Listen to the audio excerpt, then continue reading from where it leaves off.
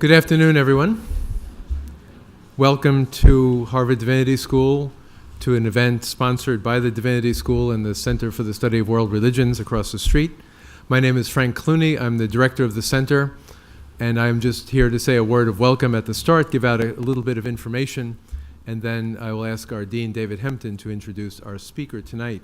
But I'd like to begin by saying we're very grateful to have Randall Balmer here tonight as chair of the Religion Department and Mandel Professor of Arts and Sciences at Dartmouth College, and also his wife, Dr. Catherine Randall, senior lecturer in religion and ethics at Dartmouth also. So we're very grateful to both of you for coming. But I'll leave the details to David. This event tonight, this lecture on So Help Me God, Religion and Presidency Since John F. Kennedy, is part of the obvious concern and need of the center and the Divinity School to continue to be committed to conversations about contemporary events of importance, issues with respect to religion that pertain to all of us in our public life as Americans and in the American context today. We're very aware of the many gifts and talents in the Divinity School, in the center, in our student body, our staff, our faculty, that bring a particular edge and a particular level of insight and perspective to the issues that all Americans and all of us are talking about these days, particularly now with regard to the presidential election.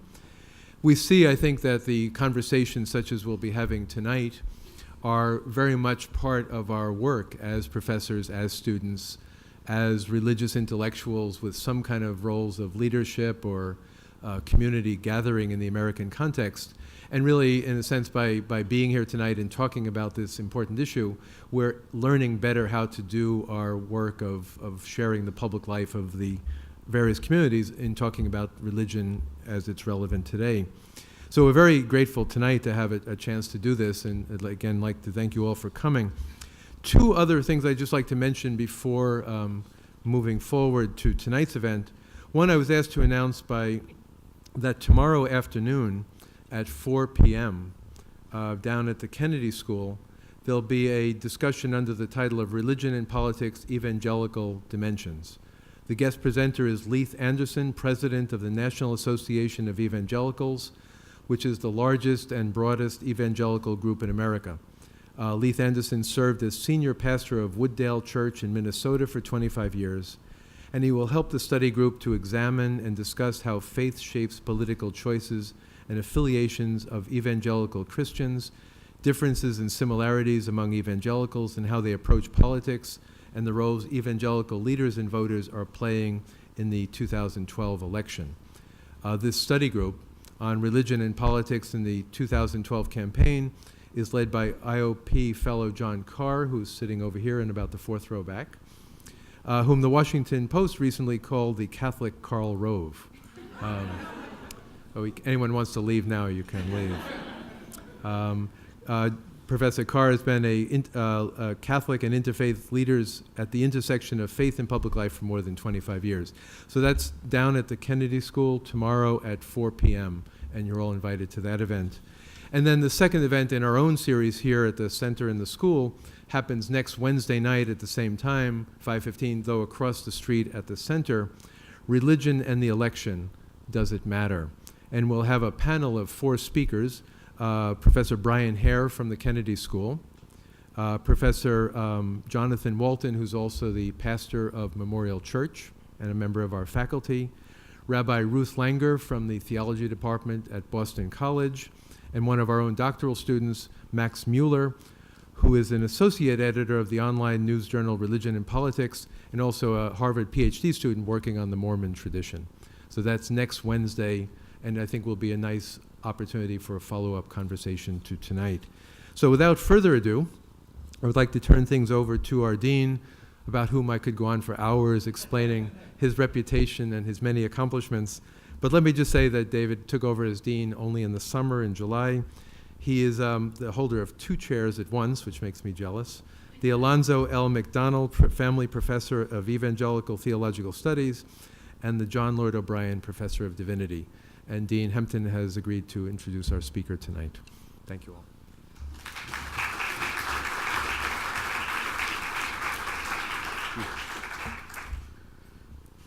Just don't know why you didn't go on for 10 minutes, Frank. Thanks, Frank, and good evening, everyone, and welcome. I'm very grateful to Frank, the director of the Center for the Study of World Religions, and to his staff, and especially Lexi and others here for making this event possible. So, in the midst of this election season, we're fortunate to have with us this evening one of America's most distinguished writers on the often fraught relationship between religion and presidential politics. It's a real pleasure and privilege to be introducing tonight's featured speaker to you, Professor Randall Balmer, Mandel Family Professor of Arts and Sciences and Chair of the Religion Department at Dartmouth. And welcome also to Catherine, who's also on the faculty of Dartmouth, coming there from Fordham. So Professor Balmer received his PhD from Princeton in 1985. Before coming to Dartmouth, he was Professor of American Religious History at Columbia and has held many visiting professorships from prestigious universities all over the country, including a lengthy stint at Yale.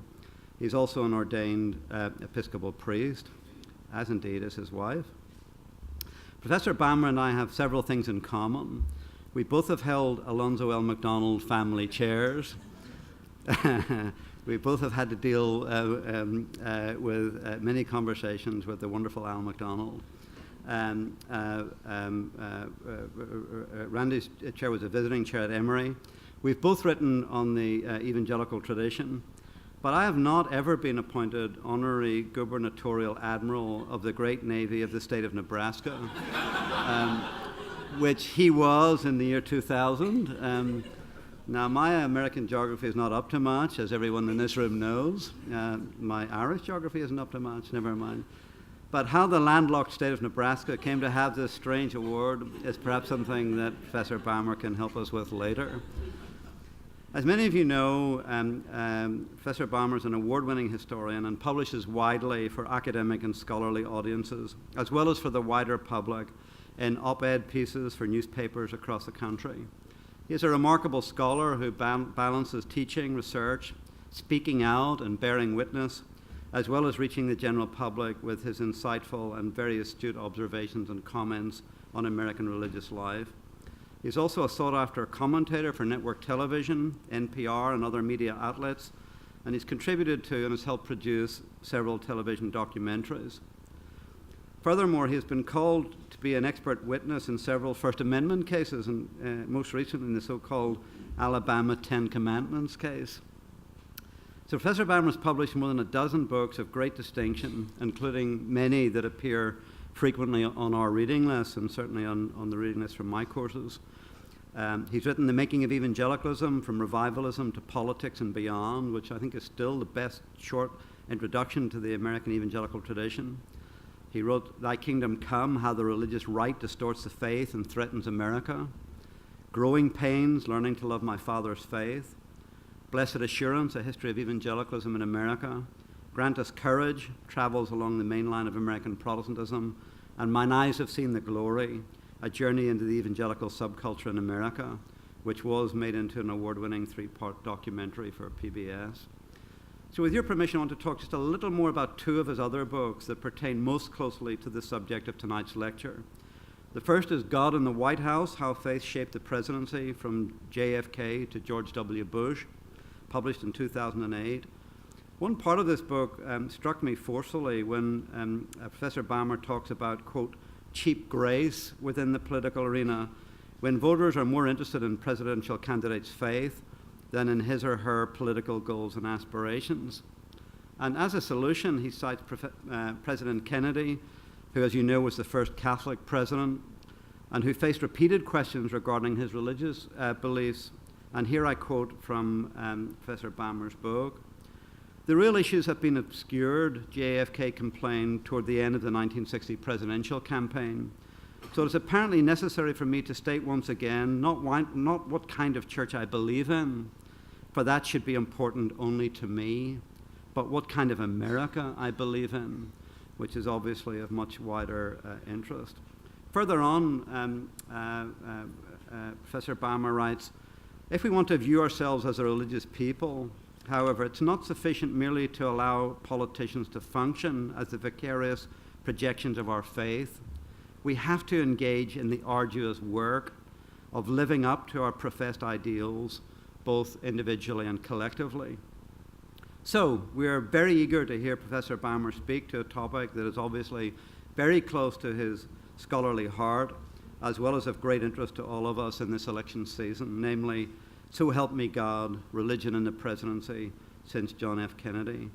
Professor Balmer, welcome to HDS. Thank you for coming.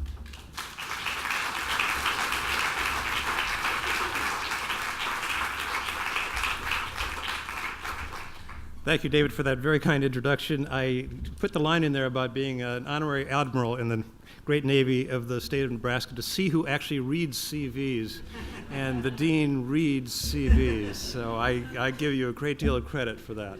I have the little plaque in my office, and occasionally it excites comments from students, as you might imagine. I first became interested in this topic in December of 1999. When at the Des Moines Register debate, the Republican candidates for the presidential nomination, were asked, who is your favorite political philosopher? And as some of you remember, the governor of Texas replied that Jesus was his favorite political philosopher. And like a lot of people, I kind of scratched my head at that, thinking that's a really interesting response to a question like that. And I don't fault Governor Bush for giving that answer. It's a tough question. What would you answer if you were asking that question? Who is your favorite political philosopher? Machiavelli probably would not be the right choice at that moment.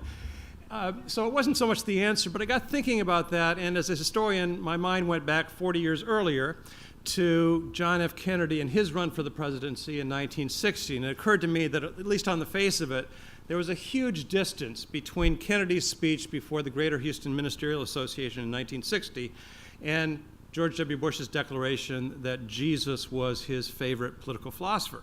So it occurred to me that there was a story there, and I wanted to tell the story about the narrative arc between those two events in 1960 and then again in 2000. And that's what motivated this book, God in the White House, How Faith Shaped the Presidency, from John F. Kennedy to George W. Bush. And so what I'd like to do is kind of take you on a little historical romp, if I could, for the next few minutes to talk about how we got from point A to point B. To understand point A, however, we have to go back a little bit further to 1928, the first time that a major party nominee for president was a Roman Catholic, and that, of course, was Alfred E. Smith, the governor of New York and the Democratic nominee for president in 1928.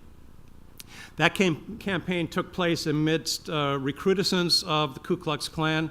The first Klan, of course, had begun during the Reconstruction period, and the second Klan was triggered really by the publication of Thomas Dixon's novel, The Klansman, picked up in the great in the sense of monumental motion picture, Birth of a Nation by D.W. Griffith. So in the 1920s, there was a surge of membership into the Ku Klux Klan, and the Klan also expanded its list of enemies, not merely African Americans, but also Roman Catholics, Jews, and foreign-born Americans. And so, as you might imagine, in 1928, Alfred E. Smith and his candidacy attracted a lot of attention from the Ku Klux Klan. They were building on anti-Catholic sentiment, as you might imagine. There were a lot of popular rumors about the effect of electing a Catholic as president of the United States and how the republic would suffer if that were the case. One of the rumors was that should a Catholic become president, that all Protestant marriages would be annulled, and therefore any children of those marriages would be declared illegitimate. My favorite, however, was the popular myth that should Alfred Smith be elected president of the United States, that he would immediately undertake to extend the Holland Tunnel underneath the Atlantic Ocean and into the basement of the Vatican. Smith's opponent, of course, was Herbert Hoover, a Quaker from West Branch, Iowa, actually running for the first time for elective office. How's that? You run for president the first time you decide to become a public servant. He had been Secretary of Commerce, of course, and was a great humanitarian, in fact, one of the great humanitarians of the 20th century. But he was running for the first time for political office, and he was able to beat Alfred E. Smith in 1928. According to popular lore, on election night when the results came in, Alfred E. Smith sent a telegram to the Vatican saying, "Unpack."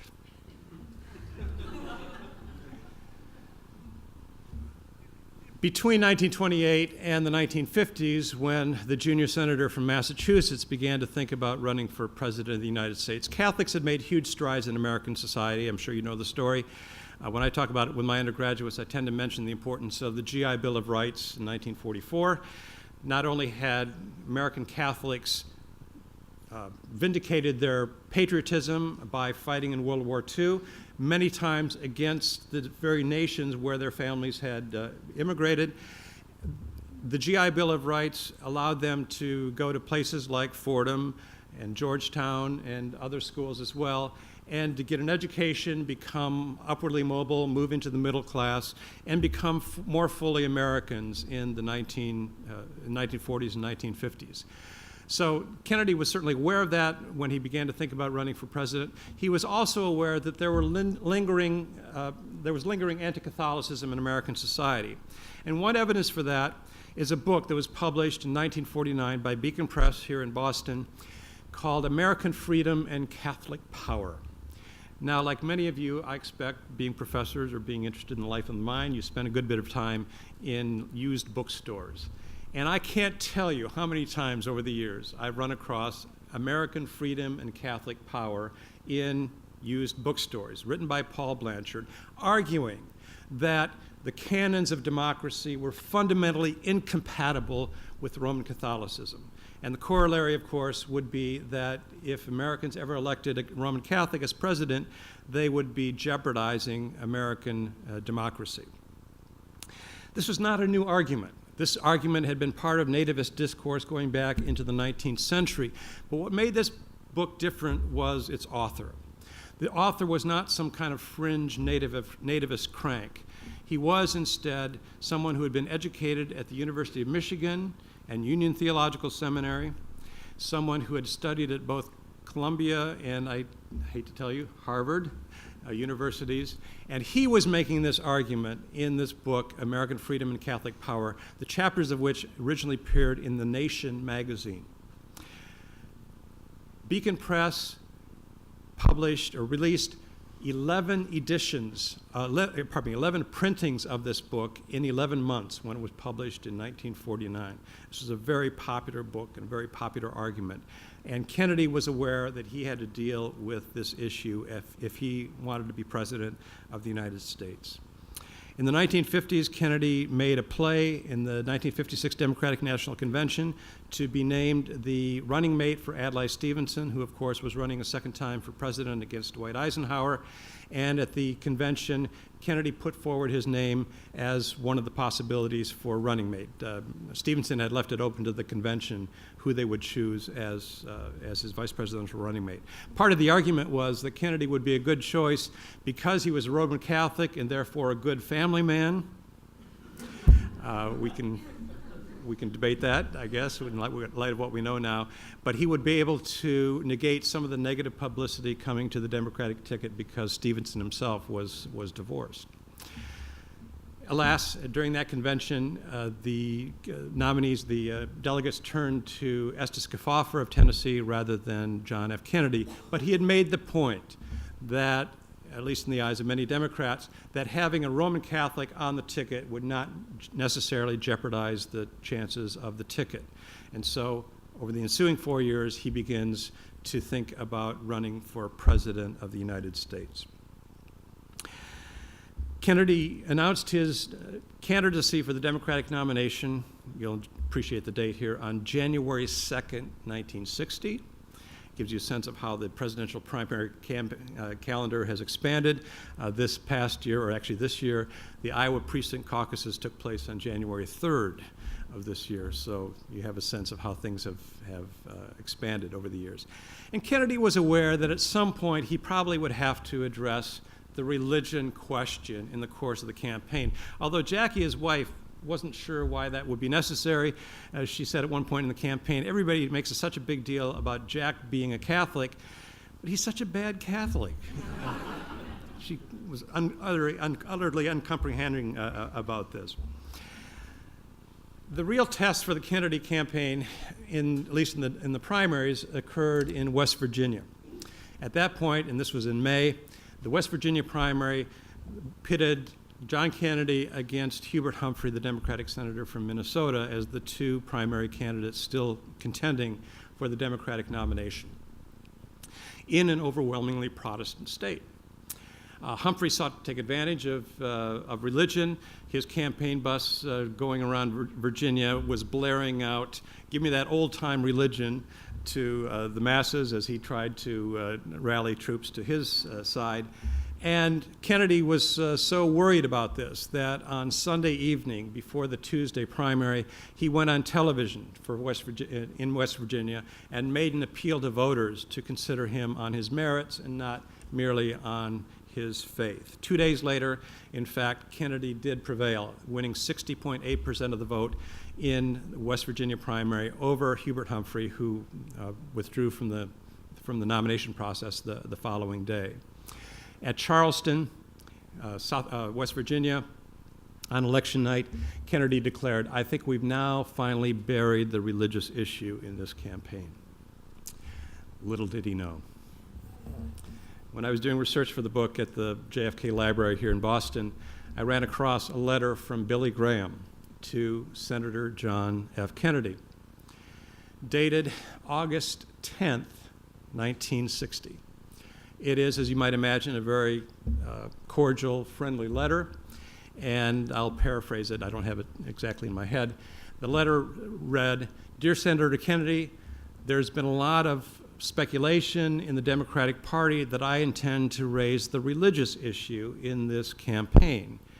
This is not true. I have no intention of raising the religious issue in this campaign." 8 days later, August 18th, 1960, Billy Graham convened a meeting of American Protestant ministers in Montreux, Switzerland, to discuss ways that they could deny Kennedy's election in November. Present at that meeting, among others, was Norman Vincent Peale, pastor of Marble Collegiate Church in New York City. And the follow-on that meeting was another gathering of Protestant ministers on September 5th, 1960, right after Labor Day, the traditional start of the fall campaign, at the Mayflower Hotel in Washington. These ministers gathered behind closed doors to again discuss or raise the alarm about the possibility of a Roman Catholic being president of the United States. After the gathering, the leaders of the meeting, Norman Vincent Peale, Harold John Ockenga, at that time president of Fuller Theological Seminary, later to become president of Gordon Conwell Theological Seminary, had a news conference. Billy Graham was not at the meeting, by the way. They had a news conference, and the press said, "What are you guys talking about?" "Well, we're talking about the dangers of a Roman Catholic being president of the United States." Somebody asked, "Well, Senator Kennedy has made repeated assurances about his fidelity to the notion of the separation of church and state, the First Amendment, and so forth." Whereupon Harold John Ockenga compared Kennedy's statements on the separation of church and state to Nikita Khrushchev's statements about world peace. One of the, I gather, more puckish journalists present at this news conference said, "Well, Kennedy's opponent in this fall campaign is Richard Nixon, a Quaker. Quakers historically are pacifists. Did you discuss how Richard Nixon's Quakerism might affect his conduct as president of the United States?" Whereupon Peale replied in what I'm sure was an unintentionally funny comment. He said about Nixon and his Quakerism, "I'm not sure he's ever let it bother him." Nevertheless, because of that meeting at the Mayflower Hotel, The Kennedy campaign, which at that time was campaigning on the West Coast in Oregon and later in California, began hearing questions from reporters about the religious issue and what Kennedy had to say about the religious issue. And that is what emboldened them to address the issue head on. Part of it also was, and I came across this correspondence in the Kennedy Library as well, part of it was repeated entreaties from people like John Kenneth Galbraith and Archibald Cox of Harvard, who were informal advisors at the Kennedy campaign that kept saying, you've got to address this issue lest it festers and really jeopardizes your candidacy. And so on September 12, 1960, at the Grand Ballroom in the Rice Hotel in downtown Houston, Texas, John Kennedy stood before 300 Protestant ministers and gave his famous address to the Greater Houston Ministerial Association. I think it's quite a remarkable speech. David quoted from part of that speech, but Kennedy made, I think, several points. First of all, he reiterated his support for the First Amendment, the separation of church and state. He counseled voters effectively to disregard a candidate's faith when they went into the voting booth. He also made the point at the end of the speech that if 40 million Catholics, at that time the number of Catholics in America, forfeited their chance at the presidency on the day of their baptism, then it was America that was the loser in that quotient. I think that Kennedy's speech was so effective. It not only catapulted him to the presidency in November of that year, but it ushered in a period in American politics of what I call the Kennedy paradigm of voter indifference to a candidate's faith. And I'm going to test that right now by asking, and I know this, I'm dealing with a pretty savvy crowd here, so this may backfire on me, but can somebody tell me Lyndon Johnson's religious affiliation? Yes, somebody knows. Come on, Ann. Disciples of Christ, yes. Most people don't get it. See, you're too smart here. Most people guess Baptist because his mother was a devout Baptist. In fact, Johnson's decision to become a member of the Disciples of Christ seems to be something of an adolescent rebellion.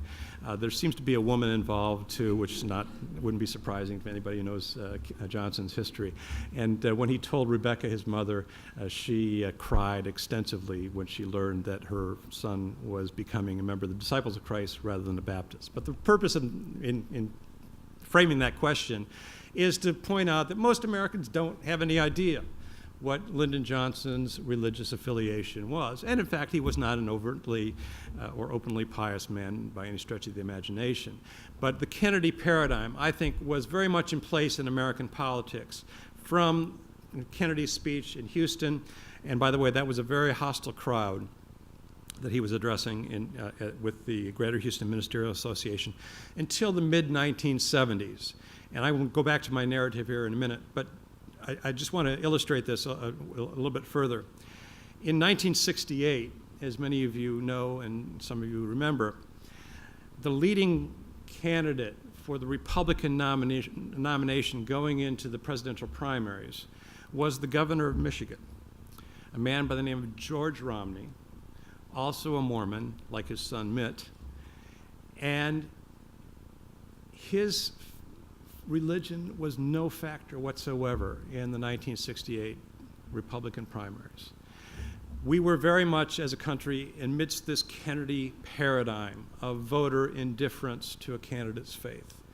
I happened to be living in Michigan at the time, in 1968, and I remember nothing whatsoever about George Romney's Mormonism being a factor in that campaign.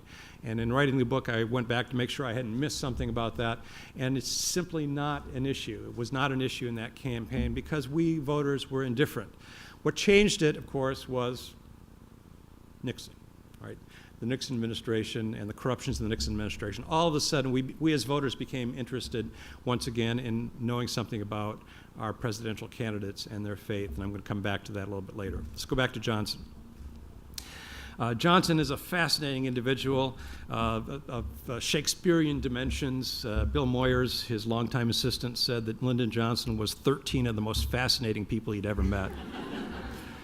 When I was down in Austin at the LBJ Library, I heard a story that I found really intriguing, and I included it in the chapter. The story is that Johnson was working late at night in the White House one night with his aides, which he did almost all the time. He was virtually tireless. He worked virtually 24 hours a day and demanded that his associates do the same.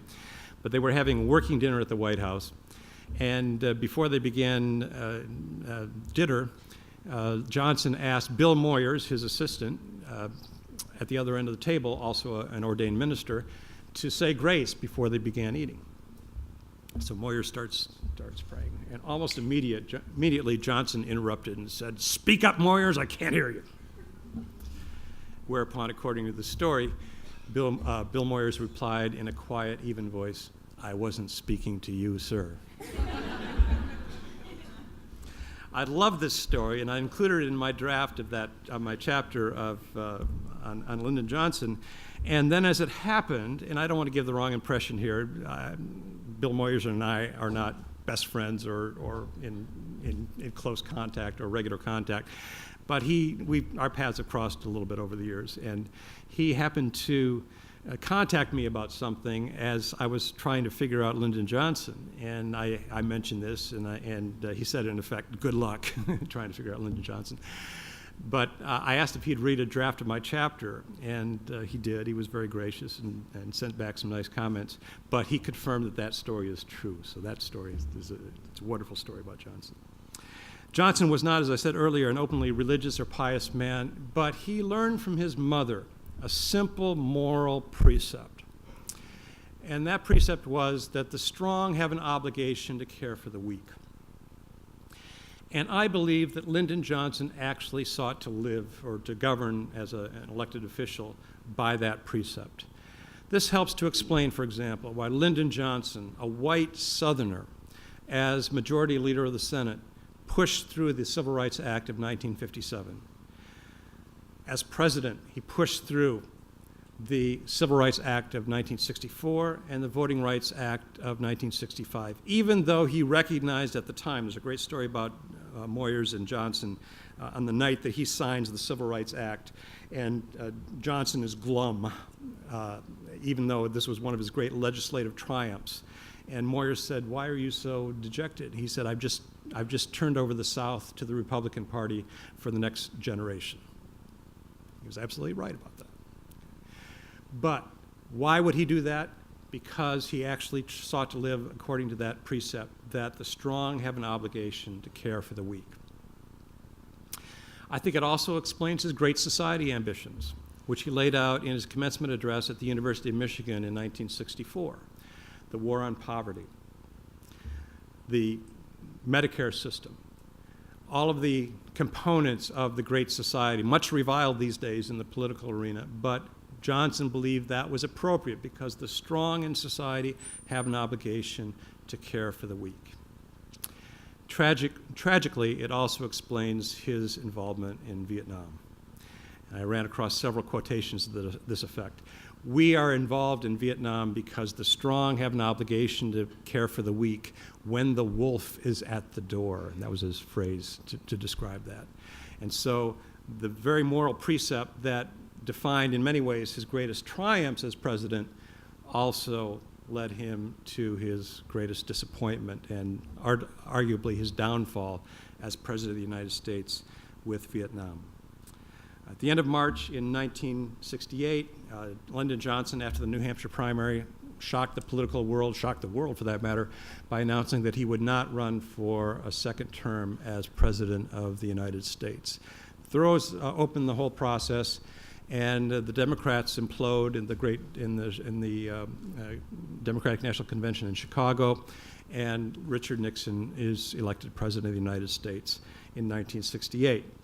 When the founders were crafting the Constitution of the United States, they made, even back in that time, in the late 18th century, a remarkable concession to religious pluralism, not only the First Amendment, but in the Constitution itself, which provided that any president taking the oath of office had the option either to swear that he would uphold the Constitution of the United States or merely to affirm that he would uphold the Constitution of the United States, a concession, of course, to the Quakers.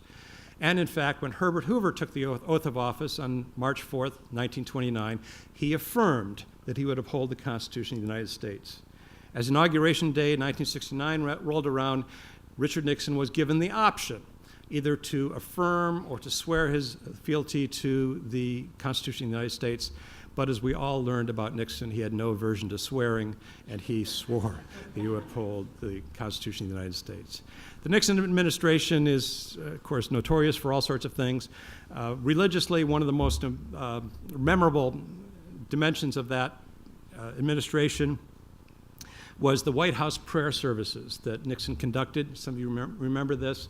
Led by people like Norman Vincent Peale, Billy Graham, but also a remarkably broad range of ecumenical religious leaders who would come to the White House for religious services on Sunday morning. Very quickly, however, this devolved into a kind of political theater. I ran across a memorandum from Chuck Colson, who, of course, was one of Nixon's aides in the White House, and he had been given instructions in no uncertain terms from the Oval Office that he was to invite well-placed Republican donors or potential Republican donors to these White House religious services.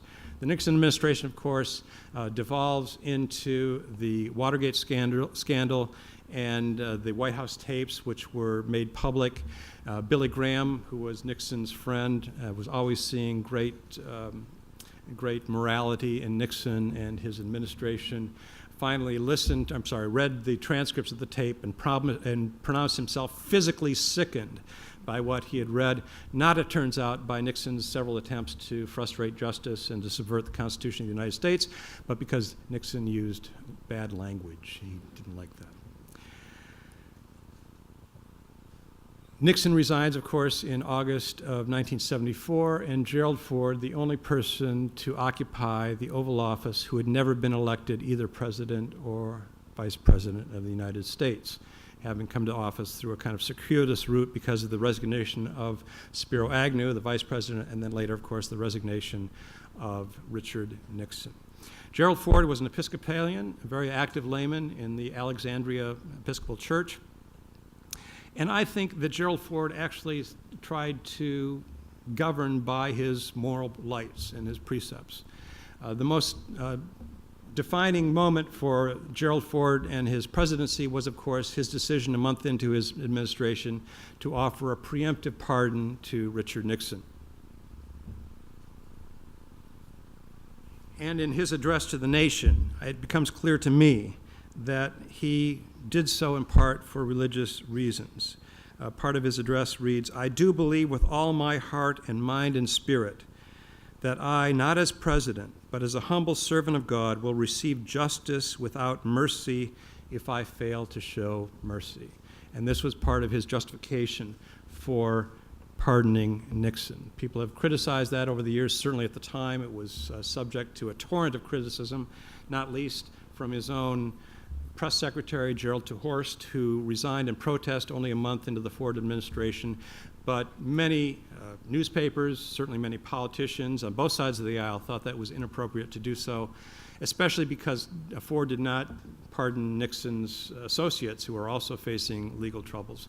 But I think historians have generally, or history has generally borne him out, that Gerald Ford did the right thing at that moment in history. He did the right thing in offering this preemptive pardon of Nixon as a way of trying to heal the nation.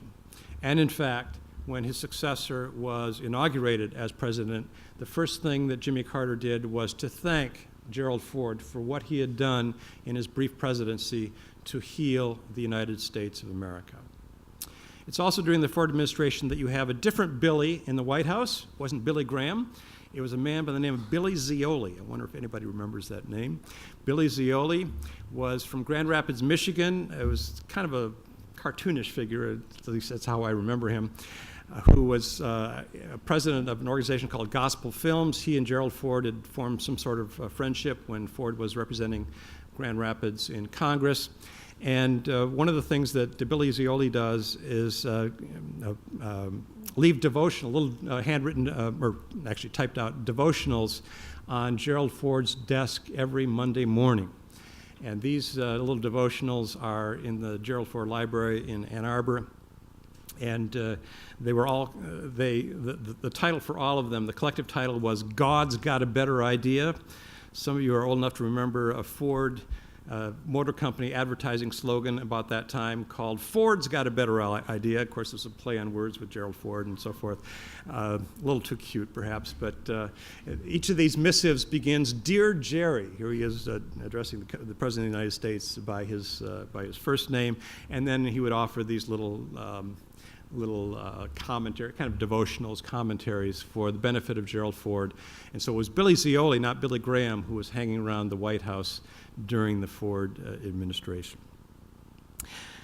I said earlier that I think the Kennedy paradigm really comes to a close with the Nixon administration. And what I mean by that is that I think it's virtually impossible to imagine an obscure one-term governor of Georgia becoming president of the United States had it not been for Nixon.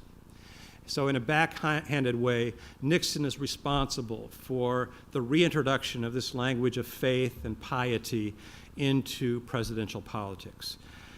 Jimmy Carter was in many ways the perfect vehicle, the perfect conduit for this new way of thinking. He was a Southern Baptist Sunday school teacher. He made no secret about that. And at a campaign event in Winston-Salem, North Carolina in March of 1976, he was asked by one of the neighbors there in this backyard barbecue if he was a born-again Christian. And Jimmy Carter said, "Yes, of course I'm a born-again Christian," thereby sending every journalist in New York to his Rolodex to figure out what in the world he was talking about. But evangelicals heard that, and they understood that language. They understood that Jimmy Carter was speaking their language. His whole campaign was about justice and making right after the corruptions of the Nixon years. He promised he would never knowingly lie to the American people. I have trouble these days persuading my undergraduates how important that statement was. The notion in the mid-1970s that a president would not lie to us was just almost unheard of. Many of you remember this. But it worked, and Jimmy Carter was elected president in 1976. Despite his Playboy interview, which appeared just before the election, that scandalized a lot of people when he used some fairly crude language to talk about marital relations, or rather extramarital relations, and that cost him some at the end of the campaign, but nevertheless, he was elected, of course, in 1976. I think Jimmy Carter actually sought to govern according to his moral principles. The renegotiation of the Panama Canal Treaty, even though it was very much in the works back into the Ford administration, even the Nixon administration, Jimmy Carter pushed that through the Senate for ratification and expended a great deal of political capital in so doing. He also thought that some sort of real peace in the Middle East was important. He staked a lot personally and politically on the Mideast peace process, and most historians agree, I think, that Jimmy Carter advanced that peace process probably more than any other president since the formation of Israel in May of 1948. Jimmy Carter also was president during the rise of the religious right. And here I want to take a minute to talk about this and what I call the abortion myth. The leaders of the religious right have invested a great deal of energy arguing that it was the Roe v. Wade decision that got them involved in politics. After the Roe v. Wade decision in January of 1973, they shed their political apathy and, albeit reluctantly, plunged into the political arena in order to reverse the moral abomination of the Roe v. Wade ruling. They even went so far, many of them, to characterize themselves as the new abolitionists, trying to draw a parallel between their opposition to abortion and the opposition of 19th century evangelicals to the scourge of slavery. It's a great story, and it is also utter fiction. The Methodists, meeting in Atlanta in 1972, passed a resolution calling for the legalization of abortion. The Southern Baptists, meeting in St. Louis in 1971, also passed a resolution calling for the legalization of abortion, a resolution that they reiterated in 1974 and again in 1976. When the Roe v. Wade ruling was handed down, several prominent evangelicals, including the redoubtable W.A. Criswell, pastor of First Baptist Church in Dallas, Texas, expressed satisfaction with the Roe v. Wade ruling as marking an appropriate distinction between personal morality and public policy. For evangelicals in the 1970s, abortion was a Catholic issue. It was not what mobilized them as a political force. This is what I call the abortion myth.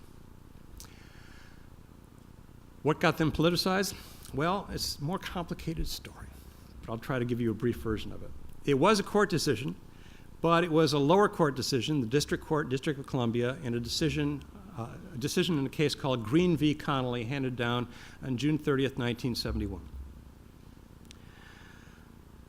The background for Green v. Connolly is that by the late 60s, early 70s, the Internal Revenue Service was trying to find ways to enforce the provisions of the Civil Rights Act of 1964 that forbade racial discrimination and racial segregation.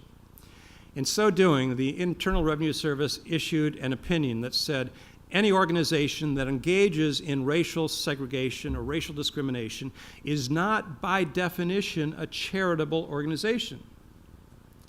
Therefore, it has no claims on tax-exempt status. Similarly, contributions, donations coming into any such organization no longer will qualify for tax exemption. The District Court, District of Columbia, upheld the Internal Revenue Service in that decision. And in the ensuing years, the IRS began to enforce that provision by rescinding the tax exemption of many of the so-called segregation academies that grew up in the South after the Brown v. Board of Education ruling in 1954. But they also targeted a fundamentalist school in Greenville, South Carolina called Bob Jones University, which until 1971 did not admit African Americans to its student body, until 1975 did not admit unmarried African Americans to its student body out of fears of racial mixing. This is what got preachers like Jerry Falwell mobilized in the political arena. The other factor was Anita Bryant, remember that name? Anita Bryant's crusade, Save the Children crusade in Miami-Dade County, Florida, against the legislation that would have provided equal rights to gays and lesbians. These two factors are what got evangelicals politicized in the late 1970s, what became the religious right. Now, I have a lot of authorities on this, and I'm happy to give you more, but I'll give you one that corroborates this, and that's Paul Weyrich, who is arguably the architect of the religious right. For reasons that, frankly, I don't understand myself, in November of 1990, I was invited to Washington, D.C. for a small conference of various people. I got into the room, and in addition to people like George Marsden and Grant Wacker, there was Richard Land, Ralph Reed was there, Donald Wildman, head of the American Family Association, Ed Dobson, who had been one of Falwell's lieutenants in Moral Majority. And the purpose, as I gather, was a discussion about the religious right and evangelicals and politics. In the course of the first session, Paul Weyrich made this impassioned speech saying abortion had nothing to do with the religious right. This was not our issue. This was not what got us involved in the political process. So the discussion continued, and shortly thereafter there was a break, and I went to Weyrich and I said, I want to make sure I understood you correctly on this. Abortion is not why religious right got going as a political movement. He said, absolutely not. It was the Bob Jones case, is essentially what he told me. It was the IRS going after the tax exemption of these schools. He said abortion came in later. I said, well, how'd that come about? He said, once we got going, once we got mobilized on the Bob Jones issue, then there was a conference call among these various leaders of the religious right, or who became leaders of the religious right, and someone said in this conference call, we have the makings here of a political movement. What other issues can we talk about? According to Weyrich, several people made suggestions, and then finally, a voice on the end of one of the lines said, how about abortion? And that's how abortion, according to Paul Weyrich, was cobbled into the political agenda of the religious right in the late 1970s, not in direct response to the Roe v. Wade decision of 1973. I call this the abortion myth. Nevertheless, it was quite effective. Abortion starts to make headway as a political issue, that is in elective politics, in 1978, up in Minnesota, and then again later in Iowa. And I'll just do this quickly and move on. In 1978, in Minnesota, there was a Senate election to replace Hubert Humphrey as senator. Humphrey had died, and then his wife Muriel had been appointed interim senator, but she was not going to keep the seat. And so the Democrats had a primary, and the two contestants were Donald Frazier, a longtime Democratic congressman from Minnesota, who was the odds-on favorite to win the nomination. But the other contender was a pro-life Democrat, Bob Short, who was also at that time the owner of the Minnesota Twins. And in that primary election, Bob Short was able to prevail over Donald Frazier in that for the nomination, for the Republican nomination for that Senate seat. Short eventually lost, but that showed people like Paul Weyrich in Washington that abortion is a potent political issue. More to the point, just south of Minnesota in Iowa, helping out with geography, for those who don't know, the Democratic senator was running for re-election. The Democratic senator by the name of Dick Clark, it's not the Dick Clark you're thinking of, it's a different Dick Clark, who was very popular in part because when he ran for the Senate the first time 6 years earlier, he had walked across the state of Iowa and was, really had a populist touch. And all the pundits thought that Dick Clark would sail easily to re-election. His opponent was Roger Jepson, the Republican. And on the final weekend of that campaign, before the November general election, pro-life individuals, Catholics, leafleted church parking lots in Iowa. And 2 days later, in an election with a very low turnout, Roger Jepson upset Dick Clark for the Senate seat from Iowa. This further persuaded Paul Weyrich and others in Washington that abortion would work for them as a political issue. The following year, Francis Schaeffer and C. Everett Koop were part of a film series called Whatever Happened to the Human Race that was produced by Schaeffer's son, Frank Schaeffer. And this circulated throughout North America, and evangelicals, many of them went to see this movie. This was making a case against abortion. And that is what politicized evangelicals on the abortion issue, again, in the late 1970s, not in response to the Roe v. Wade, not in direct response to the Roe v. Wade ruling. Evangelicals regarded abortion as a Catholic issue throughout most of the 1970s. So 1980 comes along. Even though Newsweek had declared 1976 the year of the evangelical, I think they were 4 years premature because you had not one or two, but three major candidates for president who all claimed to be evangelical Christians. Jimmy Carter, of course, who had proven his evangelical background when he ran in 1976, running for re-election. Ronald Reagan, who also claimed to be an evangelical Christian, even though he's a little fuzzy on what being born again meant. And then finally, John B. Anderson. Some of you may remember that name, Republican congressman from Rockford, Illinois, who mounted an independent third-party bid for the presidency in 1980. John Anderson actually is from the same denomination in which I was reared, the Evangelical Free Church of America. In fact, full disclosure, I worked for him in Washington in 1975 up on Capitol Hill. He too was an evangelical. All three of them were making a play for the evangelical vote. So important was this evangelical vote. But Ronald Reagan was able to win the majority of evangelicals in 1980. The turning point, I think, arguably in terms of religion for that campaign was an event called the National Affairs Briefing in Dallas, Texas at Reunion Arena on August 22nd, 1980, when you had preachers like Jerry Falwell and James Robeson addressing over 10,000 evangelicals, and then Reagan got up on the dais and then famously said about this group, "I know this group can't endorse me, but I endorse you and what you're doing," brought down the House and arguably sealed the election for Ronald Reagan in 1980. Ronald Reagan was a complex man, no question about it. He ran as an anti-abortion candidate in 1980, even though as governor of California in 1967, he had signed into law one of the most liberal abortion bills in the country.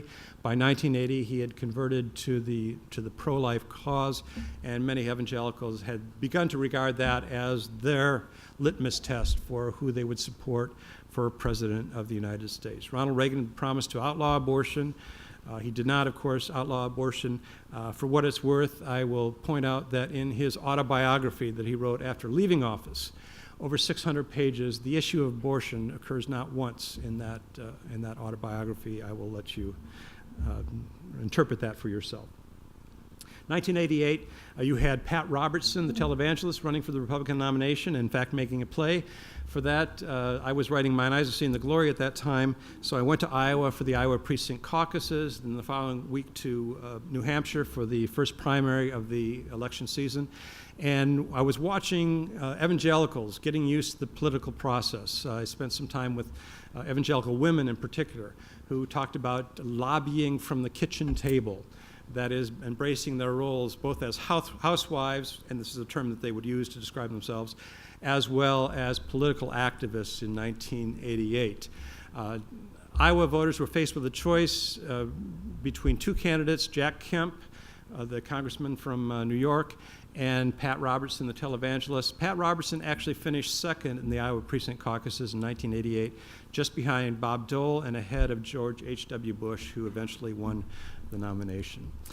George H.W. Bush had the support of Jerry Falwell in 1988, which is not insignificant, I think, helped him catapult him to the presidency, even though he too was a little bit confused about what it meant to be born again. At one point he was asked if he was born again Christian. He said, "Yes, I am." I'm not sure what it means, but yes, I am a born again Christian. 1992 and 1996, as far as I can tell, is the only time in American history when we had an all Southern Baptist ticket running for president.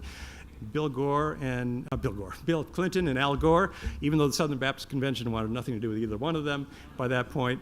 And I think in part Clinton, with his ease in churches, particularly black churches, was able to peel off enough voters from the Republican Party in order to win election and re-election in 1992 and 1996. Of course, we had the Monica Lewinsky scandal. I'm trying to finish up here to provide time for questions.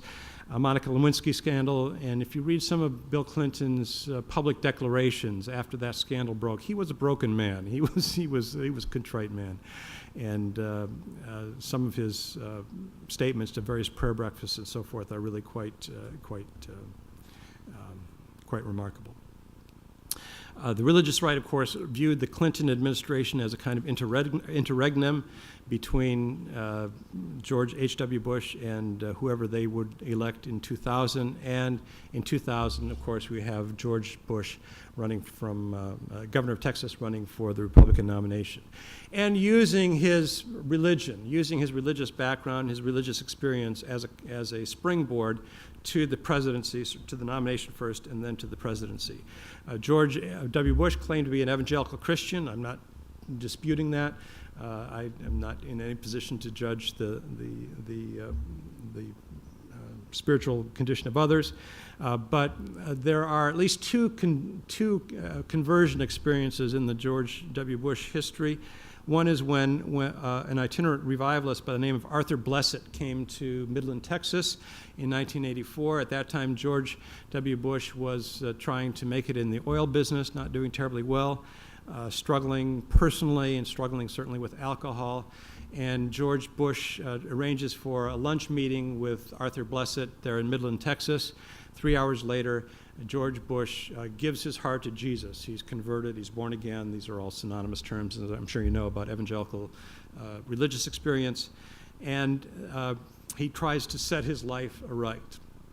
The following summer, George and Barbara Bush, the parents, are still so concerned about the soul of their son and his direction that they summon Billy Graham to come visit the family when they are vacationing up at Walker's Point in Kennebunkport, Maine. And this is when George W. Bush has his famous walk on the beach with Billy Graham, and he gives his heart once again to Jesus. Some people have quibbled with this account. Billy Graham apparently has no recollection of this walk on the beach. Those of you who've seen Walker's Point will recognize that there's no beach, but it is clear that something happened. George W. Bush really turns his life around. Not so much perhaps that summer in 1984, but the following year during a ski trip to Colorado when he's once again inebriated, and he decides at that point to give up alcohol and to reform his life. He goes on to become president of the Texas Rangers, and then moving on to become governor of Texas, and then to the presidency. And that we come back full circle to the debate in Des Moines, Iowa on December 13th, 1999, when George W. Bush declared that Jesus was his favorite political philosopher. I want to take questions if that's all right. So I'm going to kind of wrap up here by reading a little bit from the conclusion here.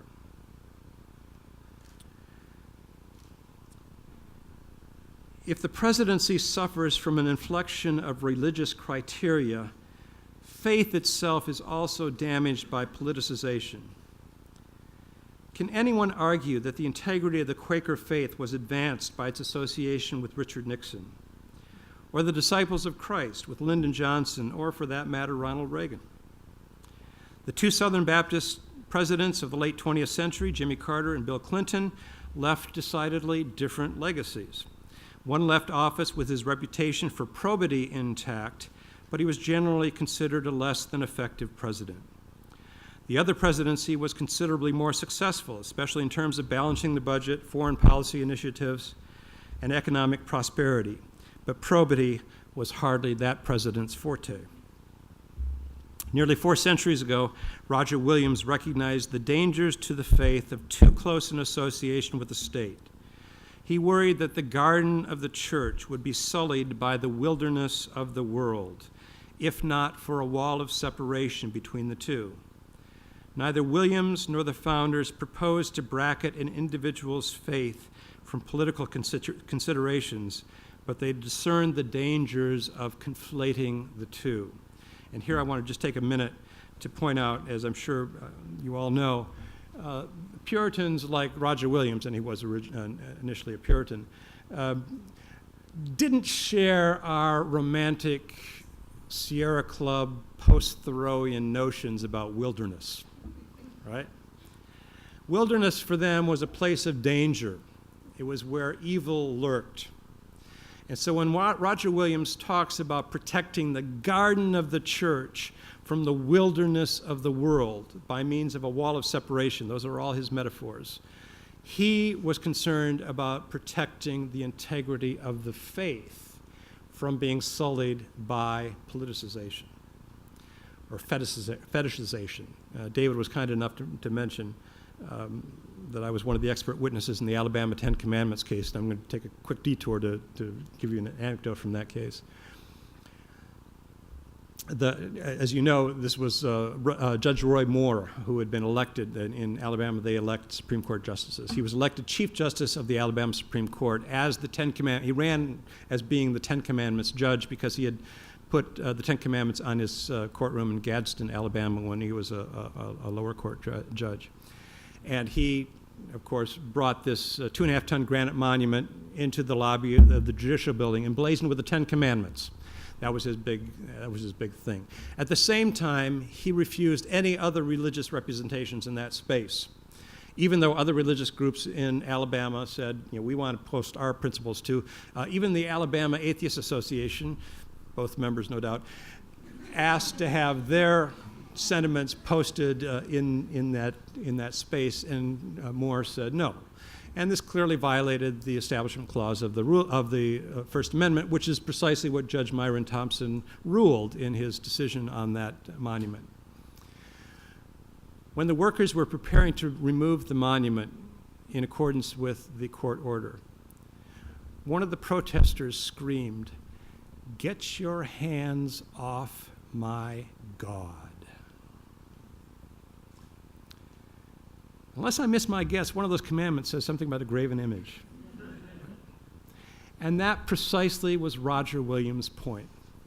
When you allow a blurring of church and state, when you allow the garden of the church to be contaminated by the wilderness of the world, it is the faith that suffers. It's the integrity of the faith that suffers.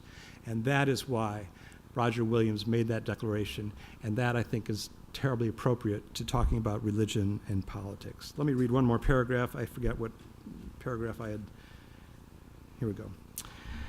Should a candidate's faith matter to voters? The record of the final 4 decades of the 20th century and the initial years of the 21st century suggests that professions of religious belief on the campaign trail do not provide a good indicator of how a president comports himself in office. There is, in short, no direct correlation between probity and policy. Jimmy Carter may provide something of an exception to that generalization, but few Americans view his administration with nostalgia, even though he's redeemed himself in the eyes of many Americans with his activities since leaving office. Ronald Reagan evokes a lot of nostalgia, especially among conservatives, but he was singularly unsuccessful in following through on the campaign promises that he insisted were motivated by his religious convictions. I think I'm out of time. David was kind enough to mention this notion of cheap grace, and let me just tell you a little bit broader context what I mean by that. That is, I think over the last half century or so, at least twice, we voters have engaged in what I call cheap grace. Voting for a candidate for office who pledges to redeem the nation from the sins of his predecessor. Jimmy Carter, referring, of course, to Richard Nixon, and also George W. Bush, referring to Bill Clinton. And I use the term cheap grace because I think in both cases, we, the voters, pushed the lever for these candidates. And in so doing, we sought to whitewash our own complicity. Richard Nixon's entire political career was littered with dirty tricks. And this was, his nickname, of course, was Tricky Dick, not without reason. We knew that as voters when we elected a president in 1968. And not only that, but we re-elected him 4 years later in 1972. We were content with that. Everything blew up, of course, with the Watergate scandal. The Republic, I think, probably in the eyes of many Americans, teetered pretty close to the brink during the Watergate crisis. But by voting for Jimmy Carter in 1976, we were able to put that aside and fail to implicate ourselves, why Nixon was there in the first place. Bill Clinton, Jennifer Flowers, remember that name? We knew about Bill Clinton. We knew about his personal foibles, his weaknesses before we put him into office. And sure enough, in the course of his administration, tragically, all of these things came to the surface with the Monica Lewinsky scandal. And so in 2000, we simply clicked the lever for George W. Bush and tried to put it all beside us. Failing to ask questions about our society, our collective tolerance for transitional relationships, our tolerance for pornography, our sexual abandon in the culture. Pushing the lever for George W. Bush in 2000 allowed us to absolve ourselves of this. This is what I mean by cheap grace, which David mentioned in the course of the introduction. I'm happy to talk about this a little bit more, but I think I better be quiet at this point. Thank you for your attention. Appreciate it.